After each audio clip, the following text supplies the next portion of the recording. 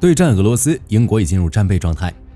最近一段时间，英国不仅加大队伍军援，更是向俄罗斯声明，如果乌克兰遭到核打击，那么英国将在第一时间对莫斯科实施核反击。核大战的情况大概不会发生，有核国家之间的冲突一定是克制的。就火力军来看，最有可能出现的情况是英俄爆发常规战争。就英国那边的消息来看，双方已经开战了。6月6日，卫报报道英俄已处于战争状态。在此之前，英国首相斯塔默还表示将全面转向战备状态。种种迹象表明，英俄之间必有一战。如果英俄开战，战况会如何发展？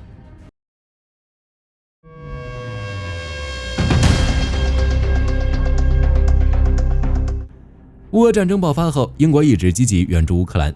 特朗普当选美国总统后，提倡乌俄和谈，并不再向乌克兰提供新的军事援助。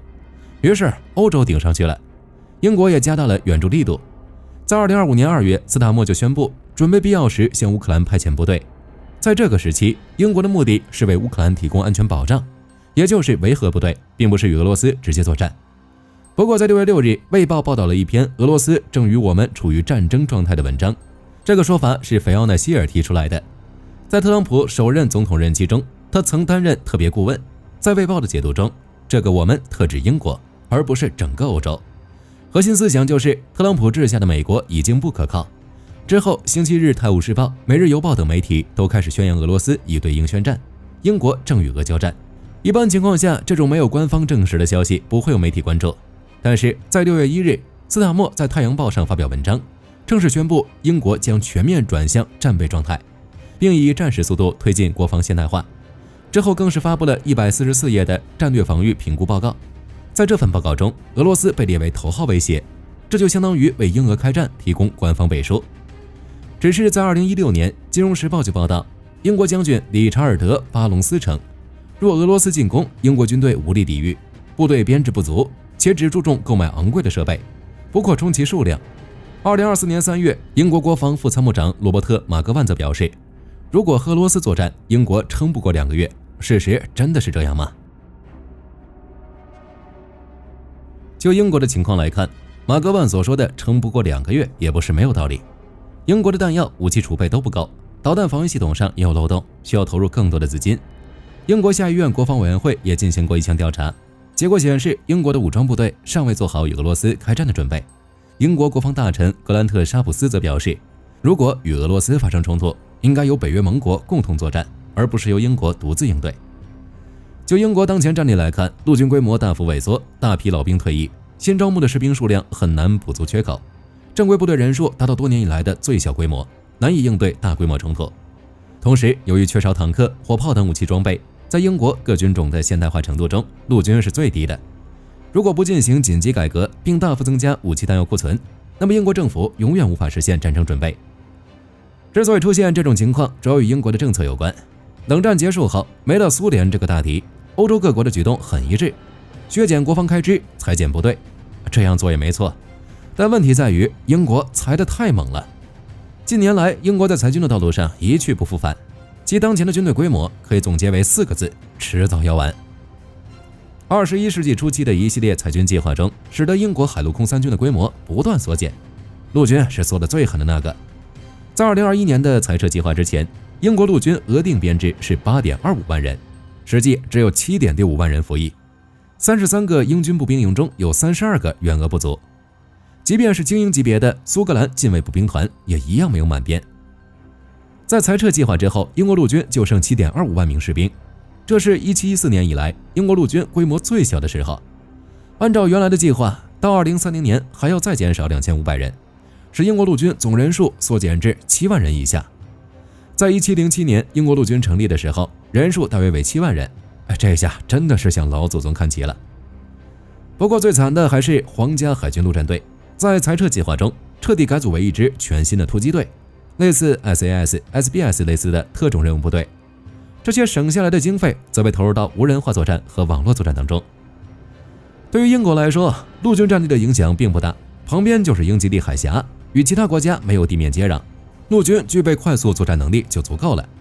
也正因如此，皇家海军与皇家空军的结果算是相当不错了，无非是提前退役一些飞机、战舰，或者关闭几座机场，之后再缩减一部分士兵。最近的一次裁减计划是2024年提出的，这也是英国首次对陆军、皇家海军、皇家空军以及海军陆战队等兵种进行大规模装备削减。皇家海军方面，削减2艘海神之子级、2艘波浪级以及1艘23型护卫舰。皇家空军这边则淘汰17架美洲狮与14架支奴干运输机，陆军则将47架守望者无人机列入削减名单。由于不断裁减部队，英国的持续作战能力还是受到了影响。只是这并不意味着英国撑不了多久，既然能裁减部队，自然也能扩军。5月31日，英国政府宣布至少新建6家兵工厂制造武器和弹药，并采购7000枚本土制造的远程导弹。这只是开胃菜。在6月初，斯塔默还宣布在未来5年内投资150亿英镑，用于自主控制的核弹头项目，每18个月生产1艘奥库斯级核潜艇，计划建造12艘。首批潜艇将于21世纪30年代末下水，最终取代机敏级核潜艇。在未来10年内，建造新潜艇将创造3万个就业岗位。在空军领域，空机核武丢了那么久，英国又打算捡起来了，比如采购美制 F-35A。除了加强战略威慑力量，英国还计划投资新型防空和导弹防御系统，以及建立一支将无人机与军舰、潜艇和飞机融合在一起的部队，到2035年实现战斗力提升10倍。在防御方面，英国还将成立一支由志愿者组成的本土防卫队，以保护机场、通信节点等关键基础设施。在网络战领域，英国将设立网络与电子司令部，追加10亿英镑发展数字化军力。根据英国国防部长约翰希利的透露，英国决定把陆军的人数从当前的 7.25 万人增加到 7.6 万人。虽然增兵幅度不大，但这是近20年来英国首次增兵。此外，英国政府发布的战略防御评估报告还包括62项改革建议，比如增加弹药和后勤装备库存，建设随时可动员的军备生产体系，目标就是将英国武装力量从传统威慑转向全面备战状态。这些建议已经被英国政府全部采纳。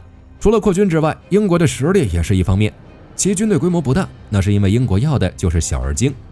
在2025年全球火力指数排行榜中，英国排在第6位，战力超过法德等国，即使是日本也比不过英国。英国皇家海军有伊丽莎白女王级航母，可搭载 F-35B， 海上作战时吊打一众驱逐舰、巡洋舰。陆军有挑战者坦克，将逐步升级为挑战者3。皇家空军有台风与 F-35B。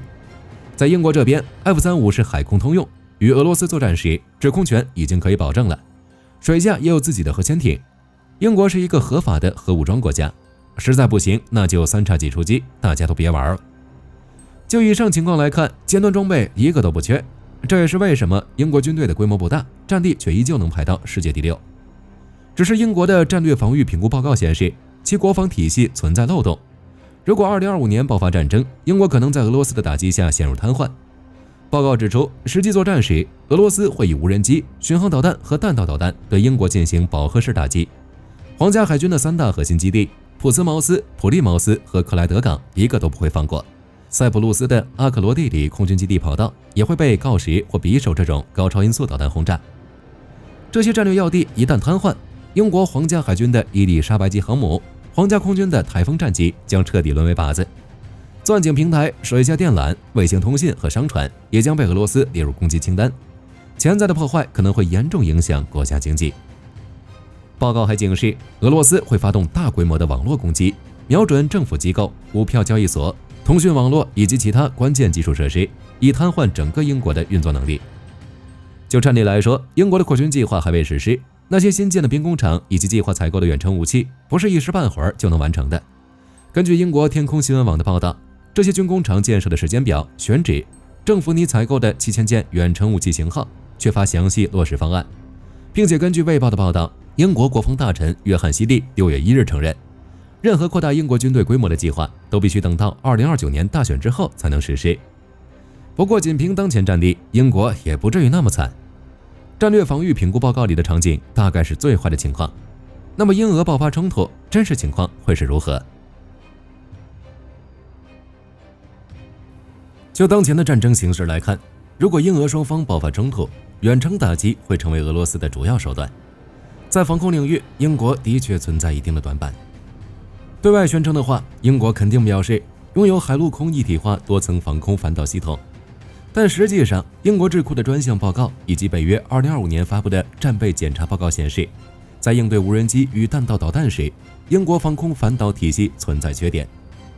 在预警方面，英国本土仅剩一座可探测弹道导弹的雷达，无法覆盖俄高超音速导弹的全项威胁，比如锆石。英国陆基防空的核心天舰也存在数量不足的问题，其6套天舰系统只有4套部署在本土，无法覆盖苏格兰地区。如果俄军导弹从北极方向突袭，英国的拦截能力会大幅度下降。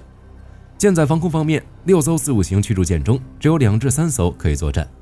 虽然英国也提出加强防空力量，比如新增3套天舰，升级4-5型的海毒蛇，改造紫苑30导弹的弹头和制导控制软件，部署舰载型龙火等，但赶不上2025年的英俄战争。新的天舰系统到2028年才能交付。想要拦截高超音速导弹，还要升级新雷达，升级4-5型的防空系统，在2030年之前很难形成战力。就战力来说，如果俄军从加里宁格勒发射锆石，英国天舰系统的拦截率不会很高。当然，如果发射口径巡航导弹，那情况就不一样了。可以预测的是，俄军的首轮打击之后，英国的关键基础设施会有一部分受损，但不至于全部瘫痪。接下来就是争夺北极控制权、制海权了。英国与俄罗斯没有土地接壤，并且中间隔了一个欧洲，地面战争几乎不可能出现。对于英国来说，这是一个好消息。与俄罗斯相比，英国陆军的实力实在是太弱了。由于国防预算向航母与5代机倾斜，陆军现代化经费都是挤出来的。2010年以来，其装备更新率下降了37%。其挑战者2虽强，但数量太少了，库存仅227辆，处于战备状态的也就159辆，装甲突击能力不如波兰等欧洲国家。现役自行火炮仅71门，火箭炮29门，加上陆军规模的限制，根本无法维持长期高强度作战。其最大的优点就是保留了7500名特战人员，具备全球快速部署能力，其训练水平和实战经验都不错。与俄罗斯相比，实力差的有点多。即使在乌俄战场中，俄军已经损失上万辆装甲车辆，但现有库存加老式装备的数量肯定比227辆坦克多。虽说现在的地面战场装甲部队无法起到太大的作用，跑得快、威力猛的无人机才是王牌，但也需要人手去操作无人机。在这方面，英国处于天然劣势。不过就跟上面说的那样，英国与俄罗斯没有地面接壤，陆军实力的差距可以忽略不计。如果俄罗斯想要从地面进攻英国，那必然是2栖登陆作战。只是英俄爆发海上战争，制海权归英国所有，制空权也是如此。